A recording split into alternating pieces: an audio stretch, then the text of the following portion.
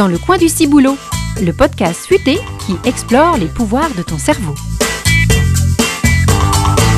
Bonjour, je m'appelle Anatole, j'ai 8 ans et je suis en CE2. À l'école, la maîtresse nous a dit que nos cerveaux ne fonctionnaient pas tous de la même manière. Est-ce que c'est vrai ? Allez, c'est parti! Bonjour Anatole, je m'appelle Hélène Vulser. Je suis médecin et chercheuse à l'Institut du cerveau. C'est une question géniale. Alors la réponse est oui. Tout le monde a bien un cerveau, mais les cerveaux ne fonctionnent pas tous exactement pareil. Et c'est une très bonne chose. Tu vois, les cerveaux, c'est un peu comme les empreintes digitales. Ils se ressemblent, mais il n'y en a pas deux exactement pareils. Et c'est ça qui rend chaque personne unique. Est-ce que c'est pour ça que, par exemple, certains enfants parlent beaucoup et d'autres pas du tout ? Ou que certains enfants ont du mal à écouter en classe ? Très bonne observation. Parfois, c'est parce que leur cerveau fonctionne avec une autre logique. Ces enfants ont d'autres façons de penser.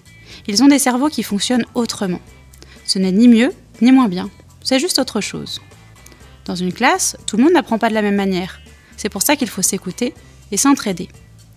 Quand on analyse le cerveau, avec de grosses machines qu'on appelle IRM, on peut voir que le cerveau de chaque personne fonctionne différemment. Par exemple, certains enfants peuvent être hyperactifs. Leur cerveau a besoin de s'activer beaucoup et ils peuvent bouger plus que les autres. Ou alors d'autres, comme les enfants autistes, peuvent avoir un cerveau qui remarque les petits détails très vite, mais qui a plus de mal à comprendre les émotions des autres.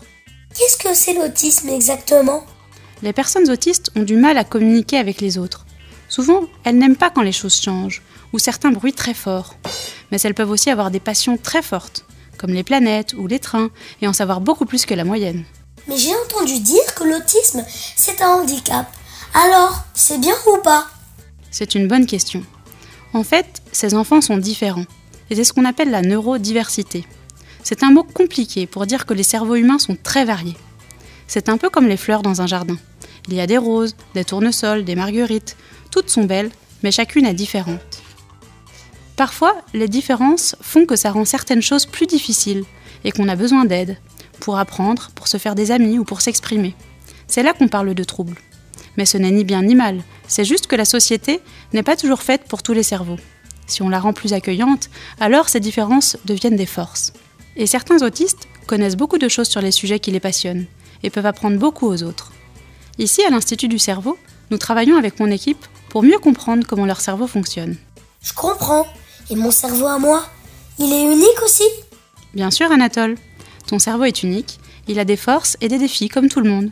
C'est ce qui fait la richesse du monde. Des cerveaux qui ne marchent pas tous pareils, mais qui peuvent se compléter. Génial ! Merci ! Je vais dire à mes copains que les cerveaux sont comme des super pouvoirs différents. Bonne idée, Anatole. Et n'oublie pas, la différence, c'est une force. C'était dans le coin du ciboulot. Maintenant, tu connais mieux les super pouvoirs de ton cerveau.